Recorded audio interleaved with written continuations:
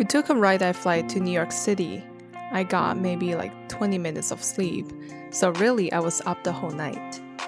As soon as we arrived, we booked a hotel just for the day so I can take a quick nap and get some energy back. Definitely needed that. We stayed in Williamsburg, Brooklyn. The area has really developed. It's quite commercial now, but it still keeps that relaxed, hippie vibe.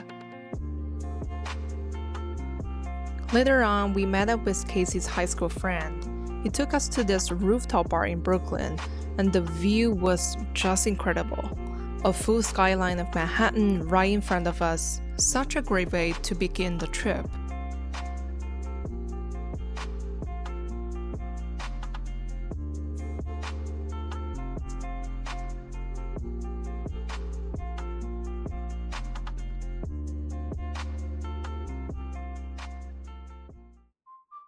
The next day started with brunch and a bit of shopping in Soho. Then we wandered through the West Village, trying different food and exploring a few local shops.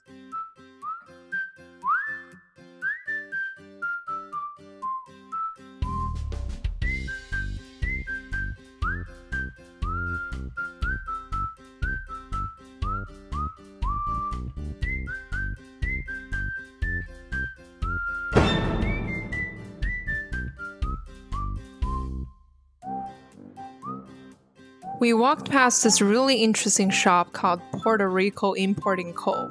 It sells fresh coffee beans directly from Gunning Sachs, which is not something we get to see very often.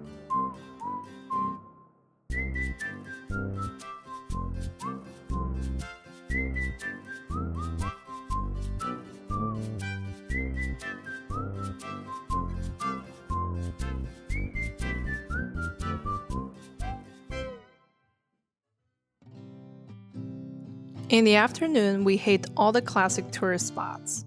Little Island is a unique public park built on the Hudson River, just off Manhattan's west side. Designed on floating concrete pods, it features winding paths, gardens, and open spaces with great views of the skyline and river. It's a peaceful escape from the city's energy. The High Line is an elevated park built on an old railway track. It's right next to the Little Island. The path is lined with plants, art installations, and spots to sit and take in the city views.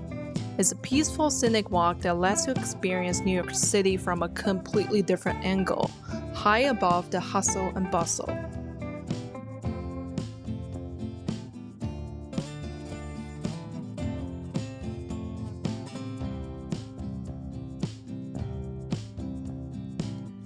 After dinner with Casey's friends, we made our way to the Edge to catch the sunset.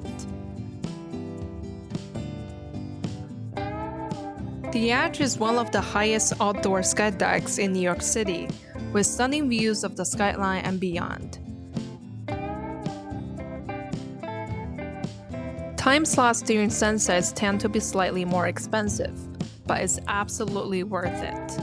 Another alternative is Top of Rock, which is another sky deck that offers a similar experience. As the sun goes down, the space fills up really quickly with people all hoping to catch that perfect view.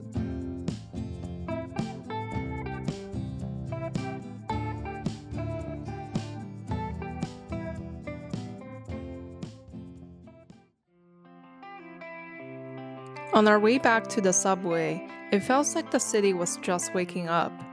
The night was only beginning for everyone else.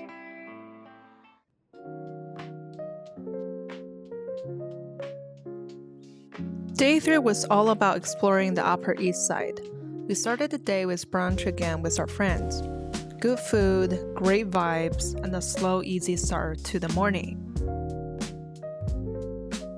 Afterward, we headed to the iconic Guggenheim Museum. The building itself is a work of art. We spent a couple of hours getting lost in the spiraling galleries, soaking in everything from bold modern pieces to more quiet and reflective works.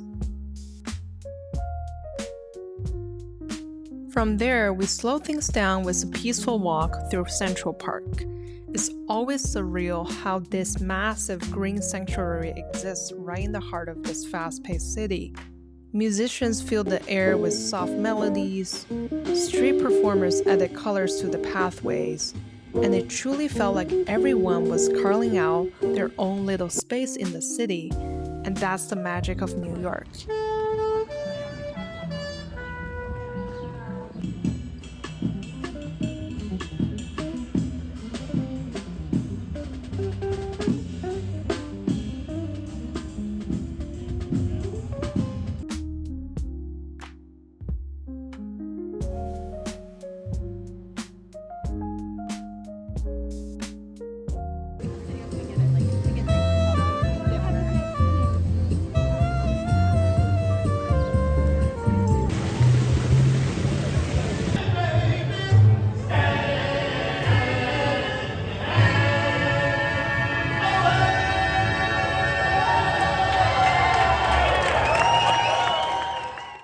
After wandering around the Central Park, we made our way to Midtown.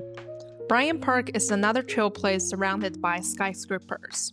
On a sunny day, it's a perfect place to catch a breath, meet up with friends, or just people watch.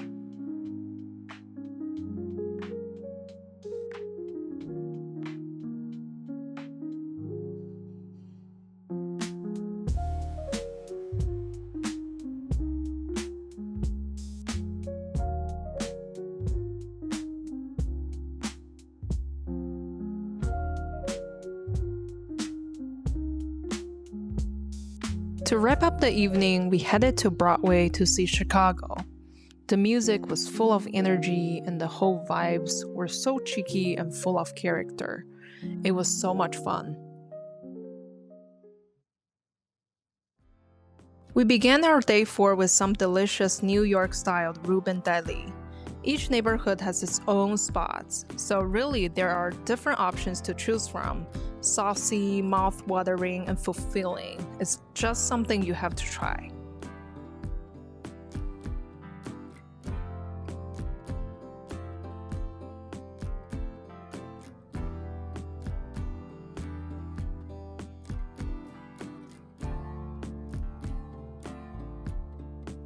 After checking out a few iconic spots in Brooklyn, we made our way over to the East Village and Washington Square Park. There were tons of cute shops and the park was buzzing with energy, people playing music, skating, relaxing, and just doing their own things. It was also super special because we got to catch up with some of our college friends. I hadn't seen them since graduation, so it was amazing to see how well they've settled into life in New York. After dinner, we made our way to Roosevelt Island. Definitely a hidden gem. We caught the golden hour there, which was so stunning, but unfortunately we couldn't find a single parking spot.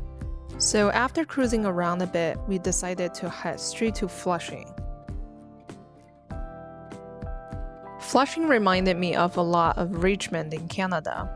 It felt like a little slice of Asia, packed with familiar shops and Chinese restaurants. If we hadn't already eaten, we probably would have gone on a full-on food crawl there.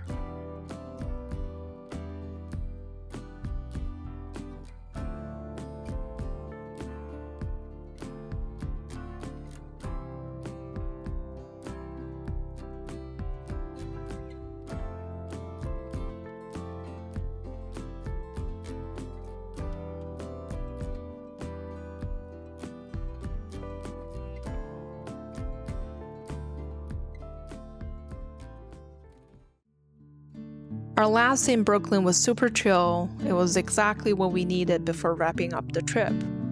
I finally got to meet my internship mentor in person for the first time. We met up in Park Slope, grabbed some pastries, and took a walk through Prospect Park. It was such a nice and chill morning. We chatted for an hour before she had to head back to work, and honestly, it was just really grounding.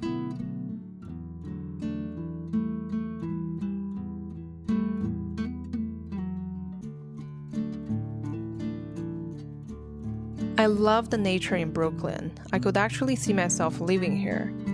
The neighborhoods feel so laid back, and it's way quieter compared to other parts of the city. Perfect if you're someone who gets overwhelmed easily like me. It gave us a chance to slow down and breathe a little before heading to the airport.